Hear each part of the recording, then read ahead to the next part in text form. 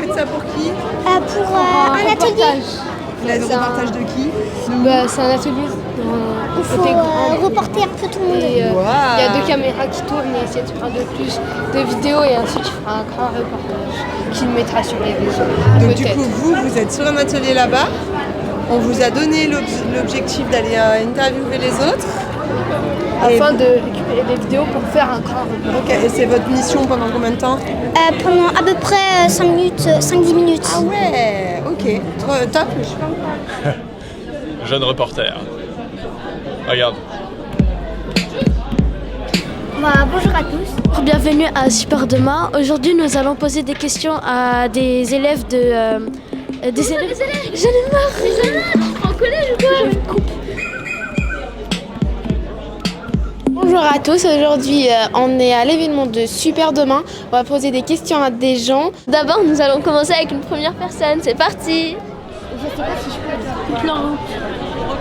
Quand on réalise un reportage, on raconte une histoire et on répond à une question.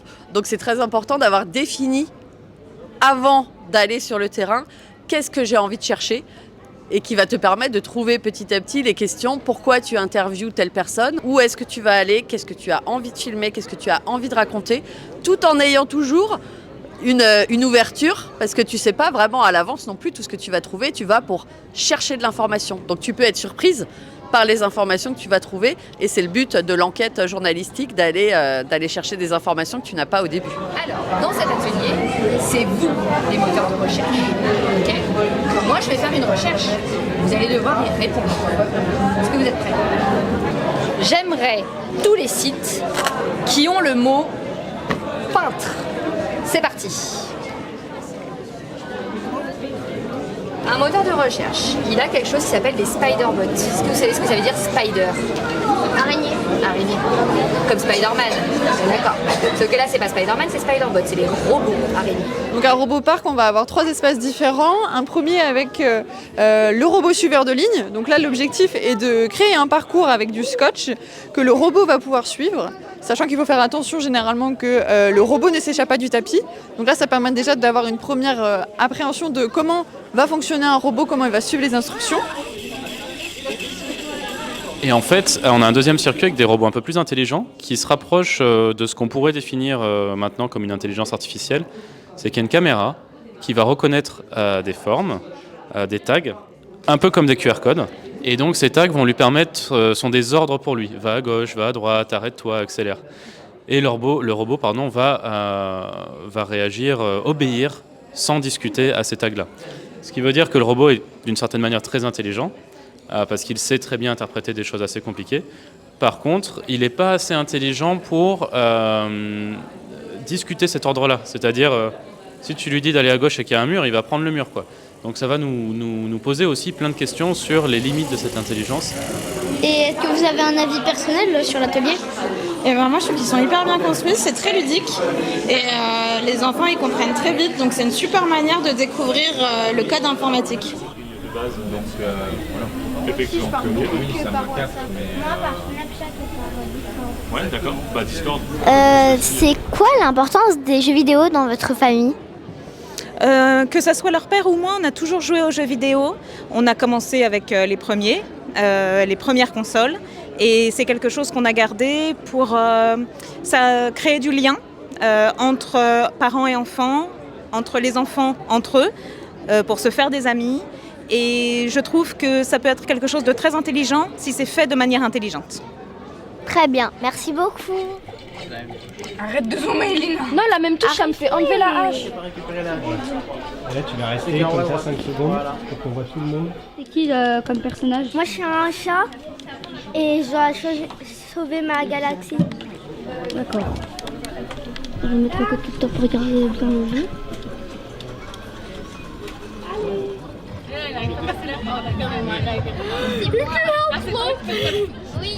Par exemple, là on a une carte avec qui joue-t-il ou communique-t-il en ligne, discutez-en.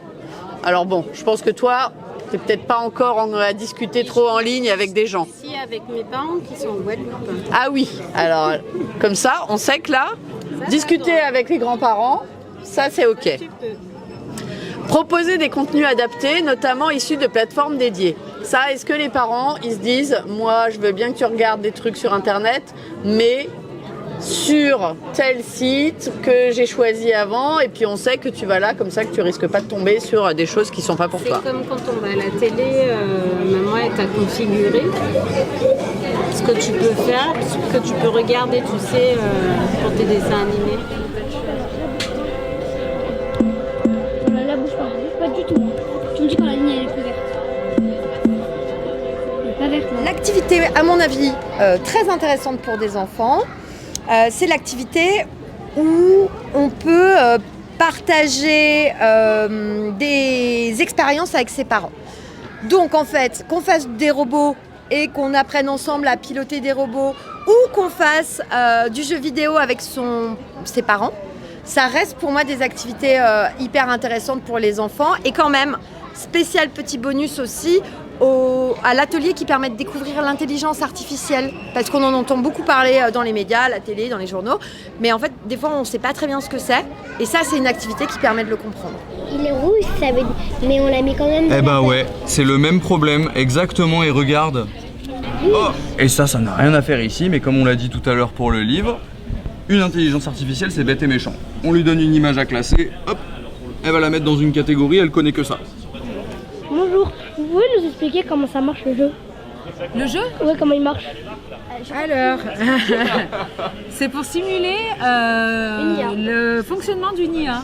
En fait, une intelligence artificielle, c'est un algorithme, c'est-à-dire que c'est un programme informatique qui est composé de plein de calculs un peu complexes, mais qui va avoir une tâche à réaliser. Donc là, ça va être de reconnaître des émotions sur des visages.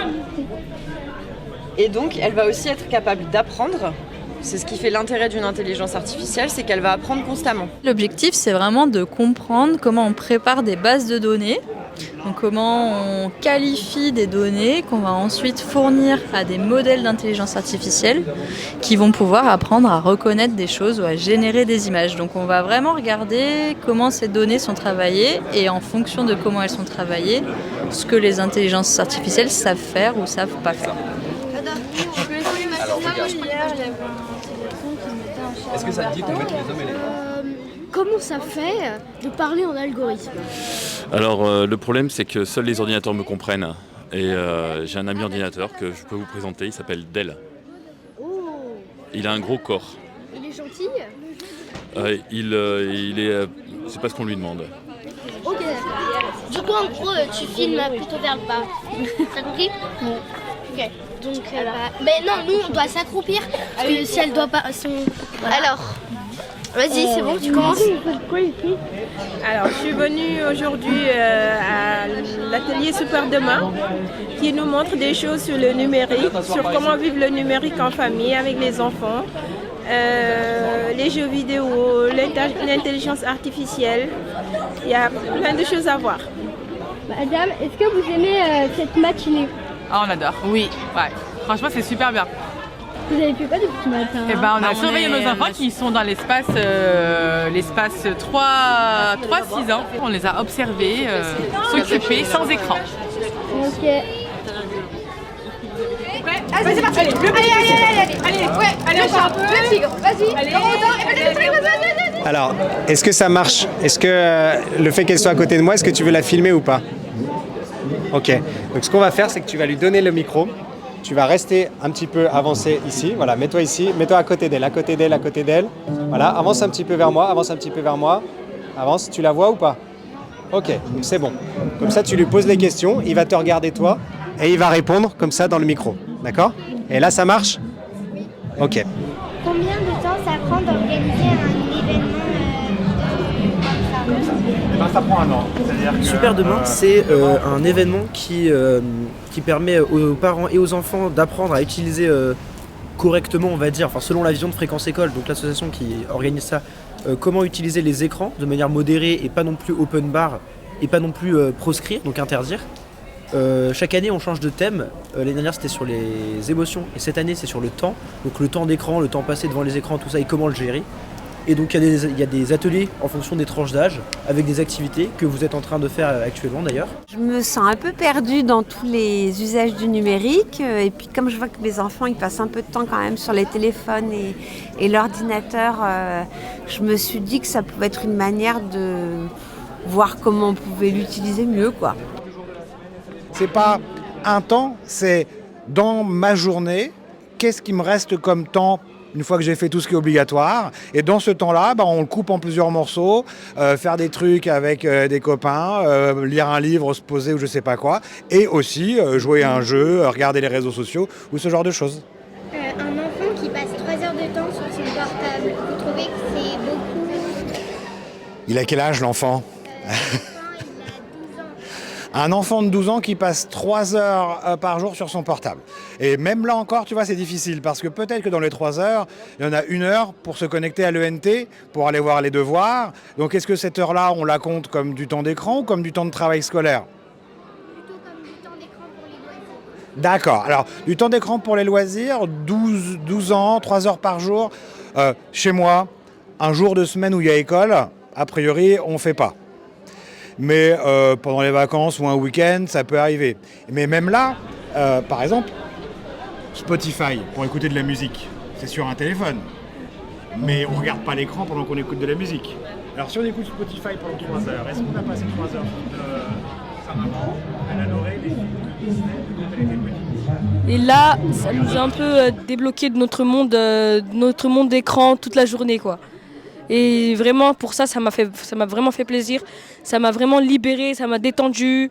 J'ai joué avec mes amis, donc du coup, c'était parfait. C'est la 10e année presque qu'on fait ça. Et que chaque année, il y a encore des enfants, il y a encore des parents, et qu'il y a des nouvelles activités qui sont intéressantes. Et puis que parfois aussi, ça permet à des jeunes filles de devenir reporters le temps d'une journée. Je vais juste lui demander donc, qui il est, et après pourquoi il a choisi ça comme affiche et avec quoi il l'a utilisé. Allez, c'est parti. Quel est votre parcours? Alors, moi je suis graphiste et je travaille avec Fréquence École qui organise Super Demain. C'est la 3e année que je fais l'identité visuelle. Vous l'avez dessiné puis après retouché avec l'ordinateur ou vous avez utilisé par exemple l'IA, ce genre de choses? J'ai utilisé l'IA parce que dans le cadre de Super Demain qui parle des technologies numériques, on s'est dit que c'était pertinent d'utiliser des IA pour montrer ce qu'on peut faire avec. Pour faire une affiche, d'abord, il faut demander à l'IA ce que vous voulez. Genre, vous avez demandé quoi à l'IA pour vous faire l'image? Alors, c'est assez compliqué, mais en gros, on a mis qu'on voulait un style manga, on a mis qu'on voulait des personnages qui regardent directement la caméra, et voilà, après, on décrit le personnage qu'on veut. Voilà, il ne faut pas hésiter à beaucoup décrire, en fait. Vous avez eu plusieurs ratures ou vous l'avez fait du premier coup? Ah non, il faut faire des centaines d'échecs avant d'en faire une bien. D'accord. Merci beaucoup. Mais merci à vous. Allô, oui, bonjour. Oui, c'est Super Demain. Pour une réservation oui, pour demain, ouais. À demain, au revoir. Combien il y a eu de personnes qui sont venues à l'événement ce week-end? Nous, ce qu'on voulait, c'est à peu près 4000 personnes sur les 2 jours, sur le samedi et le dimanche. Et donc à peu près 400 personnes par créneau. Donc voilà, je dirais entre 3500 et 4000 personnes sur tout le week-end. Combien de personnel il a fallu pour organiser l'événement? Nous, on est une équipe de 10 personnes qui organisons Super Demain. Mais après, là, sur place, il y a bien plus de personnes parce qu'on est une centaine, je pense, entre les médiateurs, les bénévoles aussi et l'équipe de Fréquence École. Donc, et chacun de son côté. En fait, il y a des étudiants aussi de l'école de design de Villefontaine, des étudiants qui ont conçu des dispositifs. Donc, je dirais, on est une centaine, en tout cas, à avoir préparé en amont l'événement et à être présent sur place ce week-end. Et avec la sécurité, ça fait toujours le nombre? Oui, c'est vrai que j'ai pas compté les agents de sécurité de la métropole aussi qui sont présents. Il y en a même un d'ailleurs qui s'est improvisé médiateur là, qui fait de la data vise. Merci beaucoup. C'était un reportage de Super Demain de Louise et Alice. Merci d'avoir regardé ce reportage et j'espère que ça vous aura plu. Ce reportage s'est passé à Super Demain le samedi 23 novembre et demain le dimanche 24 novembre. Passez une bonne journée. Au revoir. Vas-y, vous pouvez faire en même temps. Faites plusieurs sons.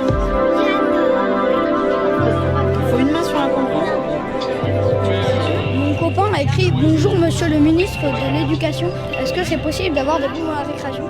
Bonjour, je suis ravie de discuter avec vous sur ce sujet important. En tant que membre du conseil de classe, nous avons eu plusieurs discussions sur les questions de récréation et de bien-être des élèves. Et oui, il est tout à fait possible d'avoir des bonbons à la récréation. Cependant, je dois préciser quelques points. Les bonbons doivent être consommés dans le cadre des activités prévues pour la récréation et non pas lors de la classe. Il est important de choisir les bonbons qui sont sains et ne contiennent pas trop de sucre et d'autres ingrédients nocifs. Les bonbons doivent être consommés dans des quantités raisonnables, sans excès. C'est pour éviter les problèmes de dentition et de santé en général. Mais, monsieur le ministre, je voudrais vous poser une question. Quelles sont les bonnes idées de bonbons qui peuvent être apportées à la récréation? Y a-t-il des options spécifiques que nous pourrions considérer? Nous sommes ouverts à toutes vos suggestions et à toutes vos idées. C'est très bien. Ah, on peut l'appeler. Oh, accès aux appareils multimédia refusé.